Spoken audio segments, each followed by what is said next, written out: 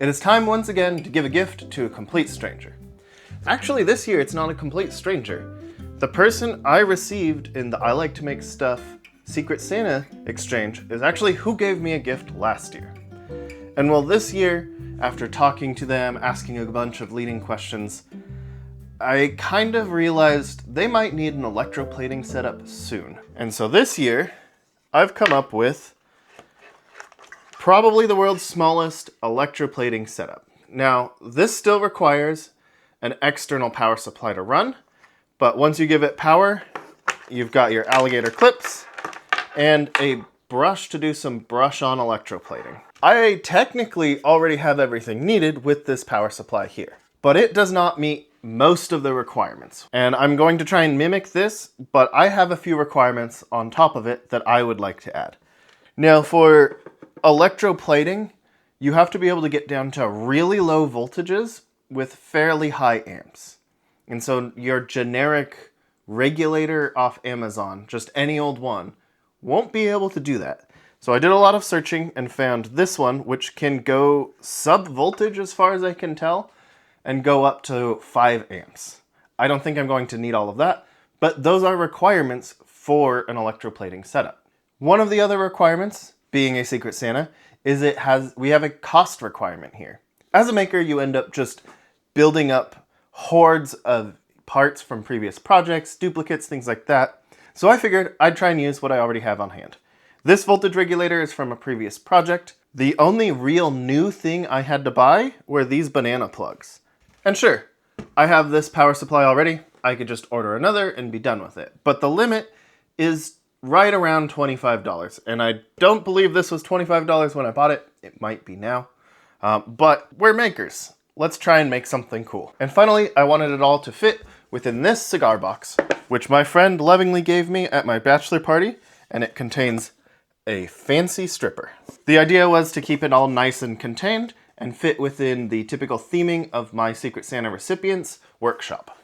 The core of this project is this voltage regulator, which takes in a wide range of voltages, but if I want full amperage output, I think I need to get to at least 18 volts, which I think this one outputs 24 volts, so we should be good there.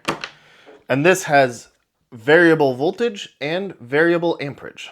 And to be cost conscious, I got a second one that is a lower cost voltage regulator. It doesn't have quite the same amperage output, but it has the same footprint, so it will actually drop into place.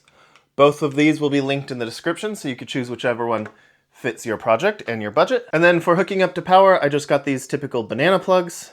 And you could just get any old banana plug alligator clip and you're good to go. Especially for electroplating, these alligator clips are amazing, but you can use them when you want to use this as any old benchtop power supply.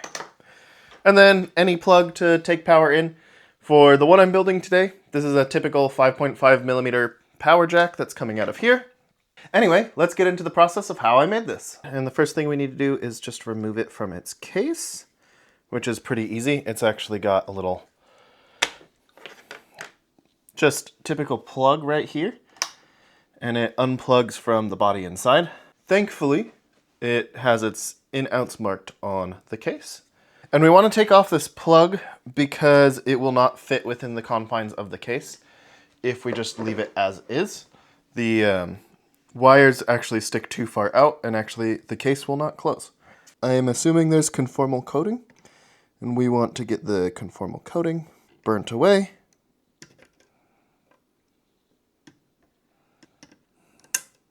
There we go. Popped it on out. Let me go get some solder wick.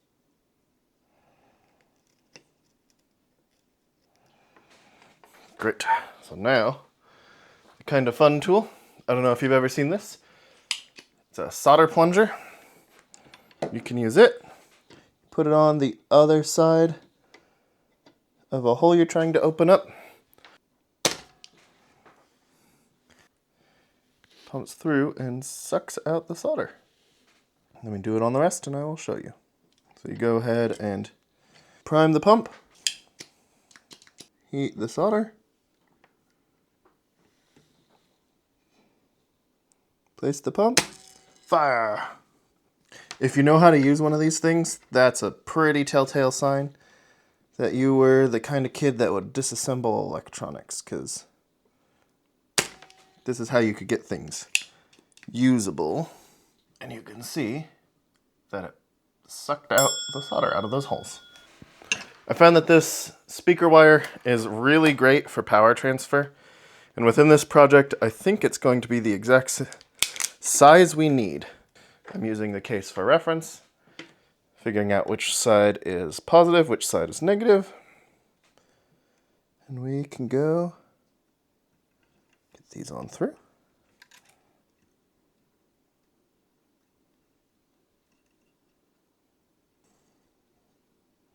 Cool.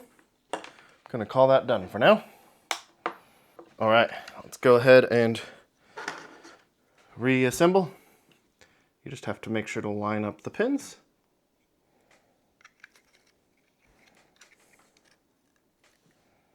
There we have it. Reassembled. Nothing too crazy. Ready to go. So let's post-process the print. If you notice, there's a really huge brim on it, and that's because, well, it would not stick to the bed otherwise. You can still see a little curve from where it tried to peel off the bed. It stuck okay enough, but that's why I had to put the brim on.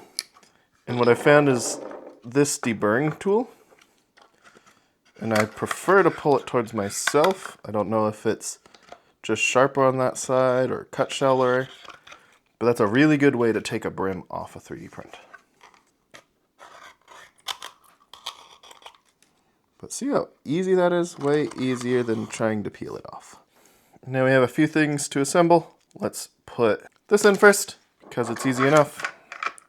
Pop it on in. Pop the nut on through. Power in. Let's get this disassembled.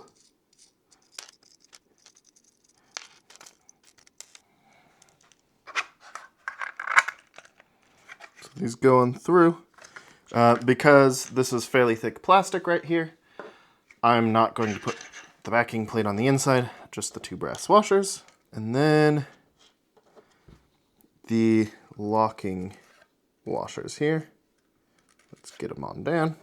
There we go. And then you just clamp it in. There we go. Now you can see inside. We've got the posts ready to go. All right, now the fun begins.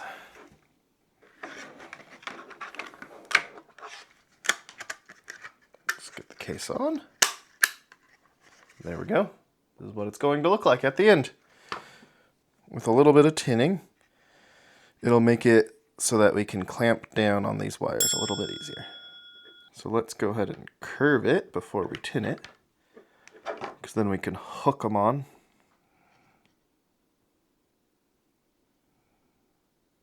Let's get in there with the needle nose and see if we could tighten it up.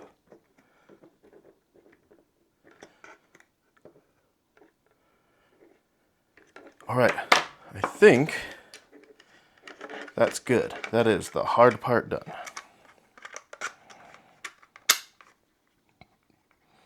There we go. Let's get these two together now.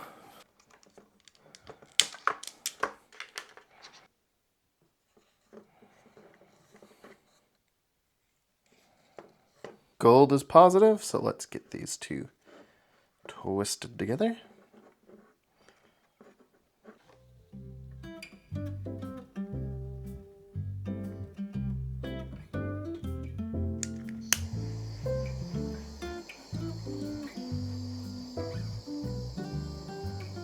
Let's see if it works.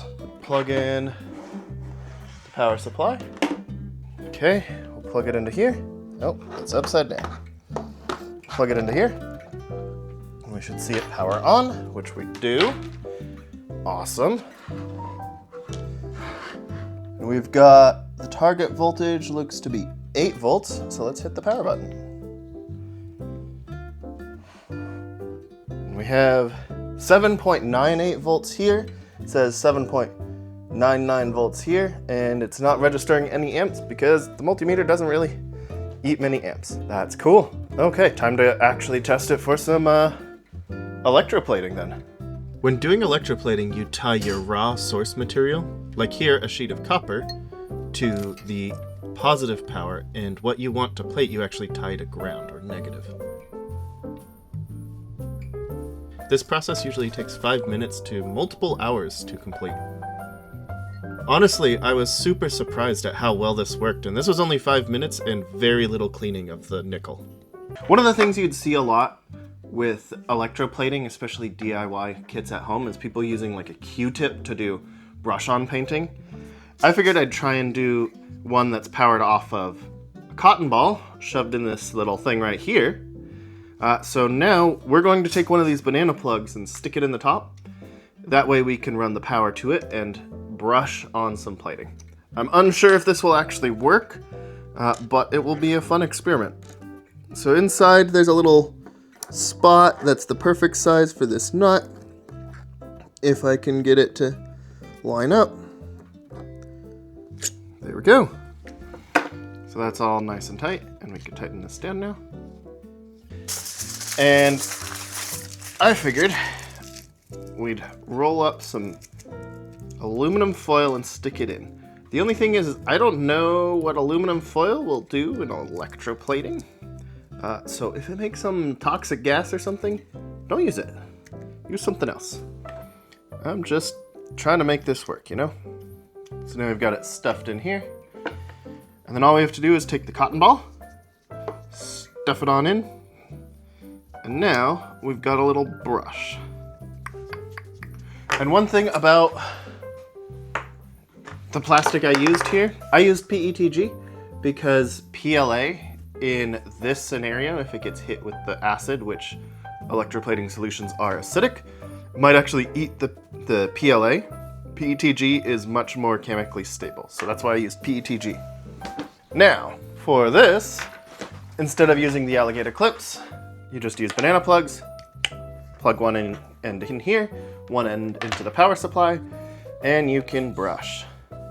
So we'll give that a try as well.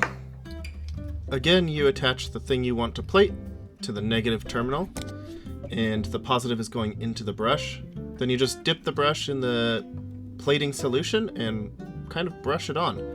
Again, I am super surprised at how well this worked. All right, let's see if everything fits.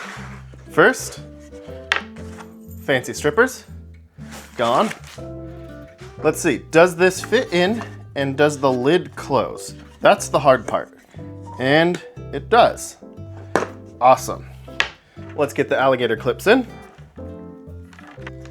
And what about the brush? Also fits. Let's close the lid